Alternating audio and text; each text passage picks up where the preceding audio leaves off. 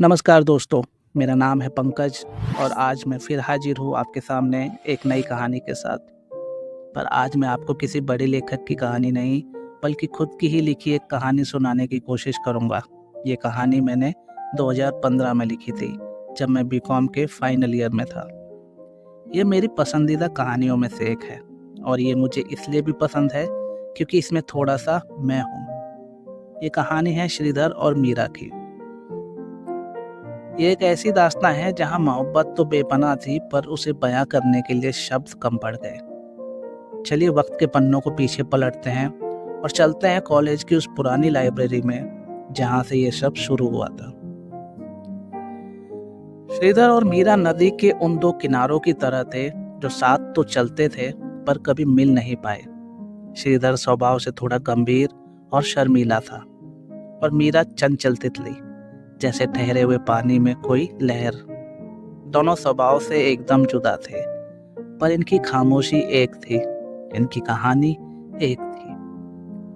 College की वो पुरानी लाइब्रेरी जहाँ किताबों के बीच वक्त ठहर सा जाता था, श्रीधर और मीरा का ठिकाना हुआ करती थी। श्रीधर हमेशा कोने वाली उस मेज पर बैठता था जहाँ से खिड़की के बाहर गुलमोहर का पेड़ दिखता था, पर हकीकत में उसकी नजरें किताबों के पन्नों पर नहीं, बल्कि सामने बैठी मीरा पर ही टिकी होती थी। जब भी मीरा उससे पूछती, श्रीधर क्या देख रहे हो, तो सक पकाकर कहता, कुछ नहीं, बस इस कविता का अर्थ समझने की कोशिश कर रहा हूँ। सच्चाई तो यह थी कि वो कविता मीरा ही थी, जिसे श्रीधर कभी पढ़ ही नहीं पाया। श्रीधर की आंखें मीरा को ऐसे देखती थीं जैसे कोई भटका मुसाफिर अपनी मंजिल को देखता है। वह उसे बेपनाह मोहब्बत करता था, पर क्योंकि उसका स्वभाव किसी शांत झील जैसा था, उसे डर था कि अगर उसने अपने दिल का हाल कह दिया तो शायद मीरा का यह साथ, यह दोस्ती का हक भी छिन जाएगा। ये वह अक्सर अपनी डायरी के पिछले पन्नों पर मीरा का नाम लिखता और फिर उसे धीरे से काट देता, जैसे अपने ही चाहत को दुनिया की नजरों से छुपा रहा हो। मीरा चंचल थी, पर नादान नहीं। उसे बखूबी एहसास था कि श्रीधर की नजरें उसका पीछा करती हैं। जब कभी वो अचानक सिर उठाती और श्रीधर की नजरें उसकी नजरों से मिलती, तो श्रीधर हड़बड़ाकर अपनी किताब में मुंह छुपा लेता। मीरा धीरे से मुस्कुरा देती। वो चाहती थी कि श्रीधर बस एक बार अपनी आंखों की इस गहराई को जुबान दे दे। वो अक्सर उससे कहती, श्रीधर तुम इतने शांत क्यों रहते हो, कभी तो कुछ ऐसा कहो जो इन किताबों में न लिखा हो। उस वक्त श्रीधर का दिल जोर जोर से धड़कने लगता, पर वो बस एक लंबी सांस लेकर रह जाता। मीरा उसकी आंखों में छिपे उस सच को पढ़ लेती थी, पर वो चाहती थी कि पहल श्रीधर करे।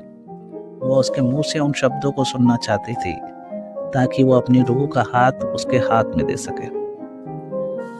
एक शाम कॉलेज खत्म होने के बाद अचानक जोरदार बारिश होने लगी। लगभग सब लोग जा चुके थे। श्रीधर और मीरा कॉलेज के बरामदे में अकेले रह गए। मिट्टी की सौंधी खुशबू और गिरती बूंदों के बीच एक अजीब सा रूहानी खिंचाव था। मीरा बारिश में हाथ बढ़ाकर बूंदों को महसूस कर रही थी, कुछ मौसम की नजाकत और कुछ उस सर्द हवा का असर। मीरा ने मुड़कर श्रीधर की तरफ देखा। उसकी आंखों में फिर वही सवाल था कि आज भी तुम खामोश रहोगे। श्रीधर ने अपनी जेब में हाथ डाला, जहां उसने एक छोटा सा कागज मोड़ कर रखा था। उसने काफी दिनों से उस कागज पर अपनी मोहब्बत की पूरी दास्तान लिख रखी थी। उसने काफी हिम्मत जुटाकर कदम आगे बढ़ाया। उसके होंठ कांप रहे थे, दिल में घबराहट का सैलाब उमड़ रहा था। पर तभी पीछे से किसी दोस्त की आवाज आई और वो पल भी रेत की तरह हाथ से निकल गया। श्रीधर आज भी कुछ न कह पाया। कायनात की ये कोशिश भी असफल ही रही। फिर धीरे धीरे वक्त बीता। श्रीधर मीरा श्रीधर के इजहार का इंतजार करती रही और श्रीधर हर बार कहने से चूक जाता। हालांकि इन दिनों में इन दोनों की दोस्ती और गहरी हो चुकी थी, पर अब भी इस दोस्ती पर मोहब्बत की मोहर नहीं लगी थी। फिर आया कॉलेज का आखिरी दिन। हर कोई विदाई की खुशियों और भविष्य की योजनाओं में व्यस्त था। श्रीधर के पास एक आखिरी मौका था। उसने अपनी जेब में एक छोटा सा खत रख रखा था जिसमें उसने अपने दिल की हर तड़प लिख दी थी। पर जब मीरा विदाई की साड़ी पहनकर उसके सामने आई तो वह इतनी खूबसूरत लग रही थी कि श्रीधर के शब्द उसके गले में ही फंस गए। श्रीधर आज भी कह नहीं पाया। मीरा की आंखों में एक उम्मीद थी जो अब धीरे धीरे उदासी और एक अजीब से शक में बदल रही थी। मीरा को मन ही मन लगने लगा शायद मैं ही गलत सोच रही थी। शायद श्रीधर के मन में मेरे लिए वैसा कुछ है ही नहीं जैसा मैं सोचती हूँ। शायद वो मुझे अपना एक दोस्त ही मानता है। उसे अपनी उम्मीदों पर दुख होने लगा। उसने श्रीधर का हाथ पकड़कर बड़े भारी मन से कहा, अपना ख्याल रखना श्रीधर, पता नहीं अब कब मिलेंगे। श्रीधर बस देखता रह गया। वो कहना तो चाहता था, मीरा ठहर जाओ, तुम चली गई तो मेरा वक्त रुक जाएगा, तुम बिन मेरी दुनिया अधूरी है। पर उसकी जुबान से सिर्फ यही निकला, हम जरूर मिलेंगे मीरा, तुम भी अपना ख्याल रखना, तुम मेरी सबसे अच्छी दोस्त हो। मीरा के लिए वो दोस्त शब्द किसी तीर की तरह था।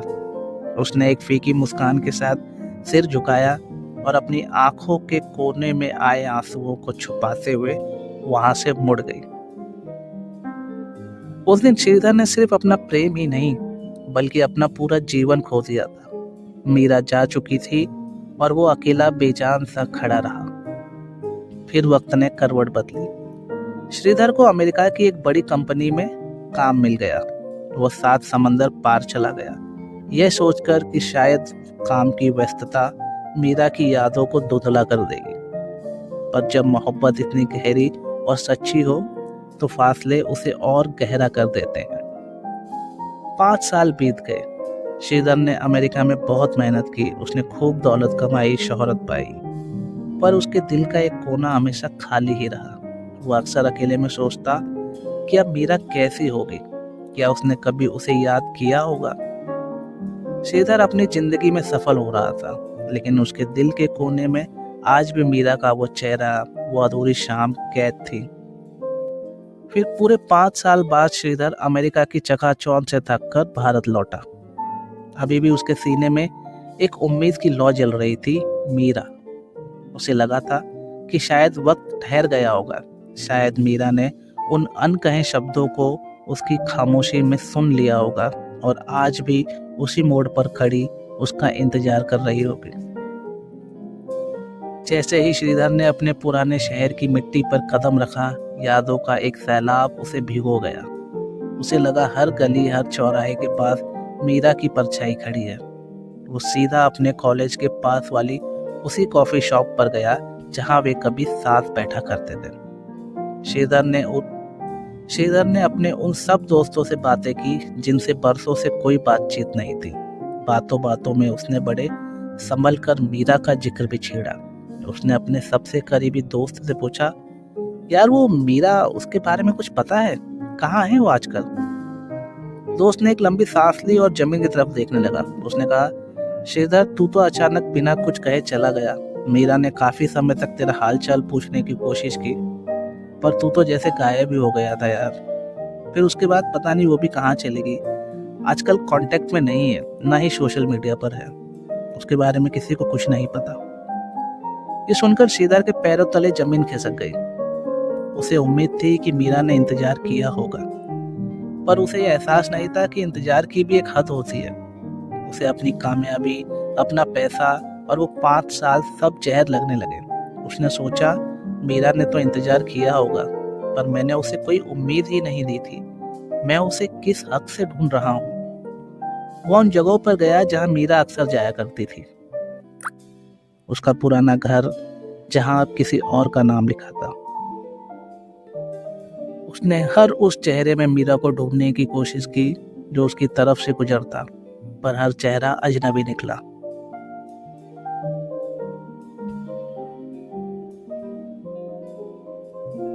जब उसे यकीन हो गया कि मीरा अब इस शहर की हवाओं में नहीं है, तो उसे उस शहर से नफरत होने लगी। उसने तय किया कि वो यहाँ नहीं रह पाएगा और फिर उसने अपना शहर छोड़ दिया और दिल्ली आ गया। दिल्ली में उसे एक बड़ी आईटी कंपनी में नौकरी मिल गई। दिल्ली के उस शोर शराबे वाले आईटी हब में श्रीधर को आए अब 8 महीने हो चुके थे। इन 8 महीनों में उसने खुद को एक मशीन की तरह काम में झोंक दिया था और अब वह प्रोजेक्ट मैनेजर बन चुका था। उसके पास वो सब कुछ था जो एक सफल आदमी अपनी पूरी जिंदगी लगाकर हासिल करना चाहता है। एक आलीशान घर, एक बड़ी गाड़ी और वो सब कुछ। पर ऊंचे पद और कामयाबी के साथ उसकी शख्सियत में एक ठहराव आ गया था। चेहरे पर बढ़ती घनी दाढ़ी और आंखों की गहराई उसे एक गंभीर और प्रभावशाली इंसान बनाती थी। इस बाहरी चमक धमक और कामयाबी के शिखर पर पहुंचने के बाद भी श्रीधर का मन उस खालीपन से भरा था जिसे ना तो उसका आलीशान घर भर पाया और ना ही उसकी कामयाबी। उसके आसपास की कई लड़कियां उसकी सादगी और उसकी आंखों की उस अनकही उदासी की कायल थीं। उसे कई प्रेम प्रस्ताव मिले, पर श्रीधर के दिल का दरवाजा जैसे हमेशा के लिए बंद हो चुका था। उसका मानना था कि जिस दिल में मीरा की मोहब्बत हो वहां किसी और की गुंजाइश नहीं हो सकती। इन कुछ महीनों में उसमें एक बदलाव भी आ गया था। जैसे ही शुक्रवार की शाम आती वो खुद को शराब में डुबो देता। वह उन लोगों में से नहीं था जो मजे के लिए पीते थे। वह तो उस खामोश दर्द को सुलाने के लिए शराब का सहारा लेता था। हर शनिवार की रात जब वो नशे में धुत होता तो उसे लगता जैसे मीरा उसके सामने बैठी है और उससे पूछ रही है, श्रीधर, क्या आज भी तुम कुछ नहीं कहोगे, चुप ही रहोगे? फिर उसे अपनी उस खामोशी से नफरत होने लगती। एक शनिवार की रात दिल्ली के एक बड़े क्लब से खूब शराब पीकर श्रीधर अपनी कार लेकर घर की ओर निकला। अक्टूबर की सर्द रात थी, हल्की बारिश भी हो रही थी। रात के लगभग 2 बज रहे थे। सड़क पर कोहरे में लिपटा सन्नाटा था और दिल्ली की सर्द हवाएं श्रीधर के चेहरे को छू रही थी। नशा इतना था कि रास्ता धुंधला रहा था, पर जहन में मीरा की यादें बिल्कुल साफ थीं। यूं तो उसे संगीत का कोई शौक नहीं था, पर उस दिन न जाने क्या सोचकर उसने अपनी कार का एफएम ऑन कर दिया। उसने जैसे ही स्विच दबाकर आवाज तेज की, हवा में एक दर्दनाक धुन तैरने लगी। तूने जो ना कहा मैं वो सुनता रहा, खामखा बेवजह ख्वाब बुनता रहा। न्यूयॉर्क फिल्म के उस गाने के एक एक लफ्ज श्रीधर के कलेजे को चीर रहे थे। उसने स्टीयरिंग पर पकड़ मजबूत की, पर दिमाग पर शराब का नशा और दिल पर मीरा की यादों का पहरा था। उसे वो लाइब्रेरी, वो अधूरा खत और मीरा की वो मासूम मुस्कुराहट साफ दिख रही थी।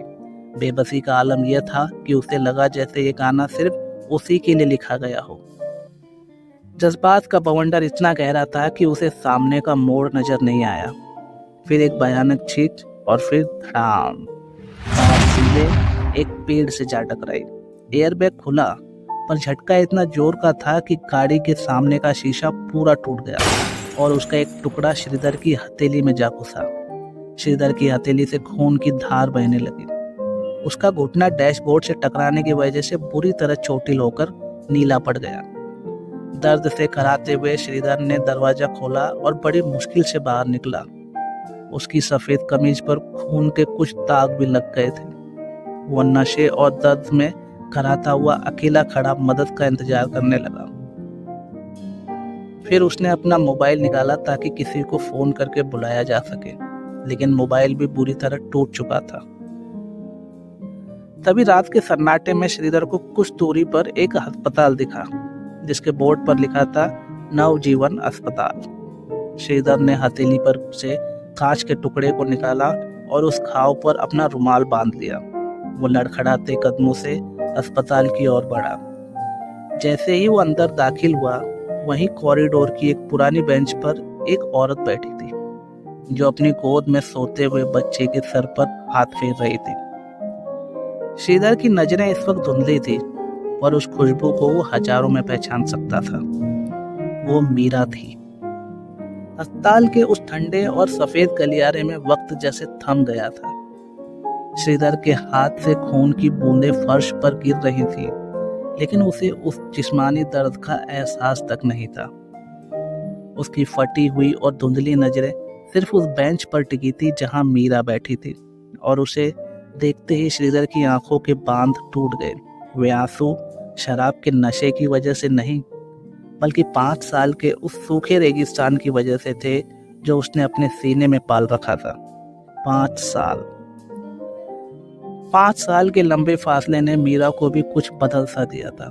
कॉलेज की वो चंचल लड़की जो कभी हवाओं से बातें करती थी, अब एक शांत और गंभीर गृहिणी बन चुकी थी। उसके चेहरे पर अब वो अल्लड़पन नहीं था, बल्कि एक जिम्मेदारी और थोड़ी थकावट की लकीरें थी। उसने एक साधारण सा सफेद कुर्ता और नीली जीन्स पहन रखी थी। उसके बाल आधे खुले आधे बंधे थे और उसके सीने से लगकर एक छोटा सा बच्चा सो रहा था, करीब 1 से 1.5 साल का। बच्चा अपनी नन्ही उंगलियों से मीरा के कुर्ते को कस कर पकड़े हुए था। मीरा बड़ी कोमलता से उसके माथे पर हाथ फेर रही थी और उसकी आंखों में ऐसी ममता थी जिसे देखकर श्रीधर का कलेजा मुंह को आ गया। श्रीधर ने देखा कि मीरा बार बार घड़ी देख रही थी, शायद दवाई मिलने का इंतजार कर रही थी। उस पल श्रीधर के दिमाग में तूने जो ना कहा गाने की वो लाइनें चीखने लगी। उसे लगा जैसे उसकी रूह उसे धिक्कार रही हो। काश उस आखिरी शाम मैंने वो खत अपनी जेब से निकाल लिया होता। काश मैंने अपनी उस बुज़दिल खामोशी को तोड़ दिया होता। अगर उस दिन मैंने जरा सी हिम्मत दिखाई होती तो आज ये मुकम्मल दुनिया मेरी होती कि बच्चा जिसकी मासूमियत मीरा की आंखों में झलक रही है वो मेरा अंश होता, और मीरा जिसे आज अकेले इस अस्पताल के चक्कर काटने पड़ रहे हैं वो मेरे घर की रौनक होती। श्रीधर को अपनी दौलत, अपनी अमेरिका वाली नौकरी और अपनी बड़ी गाड़ी से नफरत होने लगी। उसे लगा वो दुनिया का सबसे करीब आदमी, क्योंकि उसकी सबसे बड़ी जागीर मीरा अब किसी और की थी। अचानक मीरा ने अपनी गर्दन घुमाई। उसे शायद महसूस हुआ कि कोई उसे बड़ी शिद्दत से देख रहा है। श्रीधर की सांसें अटक गई। उसने झट से एक पिलर के पीछे खुद को छुपा लिया। उसके मन में एक डर था। वो नहीं चाहता था कि मीरा उसे इस हाल में देखे, शराब के नशे में चूर, लहूलुहान और पूरी तरह टूटा हुआ। वो उसके सामने एक हारे हुए आशिक की तरह तो नहीं आना चाहता था। उसे लगा कि अगर मीरा ने उसे पहचान लिया तो वो उससे क्या कहेगा। क्या वो अपनी 5 साल की खामोशी का हिसाब दे पाएगा? श्रीधर ने पिलर के पीछे से आखिरी बार मीरा को देखा। वो कितनी गंभीर और थकी हुई लग रही थी। उसके मन में एक कूक उठी। वो जानता था कि मीरा कितनी चंचल थी, तो उसे हंसना हंसाना कितना पसंद था। उसे लगा कि अगर वो उसके साथ होती तो वो उसे दुनिया की हर खुशी देता। वो उसे कभी यूं रात के अंधेरे में अस्पताल की इन बेजान बेंचों पर बैठने न देता। वो चाहता था कि दौड़ कर जाए, मीरा के कदमों में गिर पड़े और कह दे, मीरा देखो मैं आ गया, मुझे माफ कर दो। पर हकीकत की दीवार बहुत ऊंची थी। मीरा की गोद में सोया वो बच्चा इस बात की गवाही था कि अब वक्त की लकीरें खिंच चुकी हैं। श्रीधर के लिए अब मीरा सिर्फ एक अनकही कविता बनकर रह गई थी, जिसे वो कभी पूरी नहीं कर पाएगा। वो अपने बच्चे को गोद में उठाए अब काउंटर की तरफ बढ़ रही थी। श्रीधर के लिए वो मंजर बर्दाश्त से बाहर था।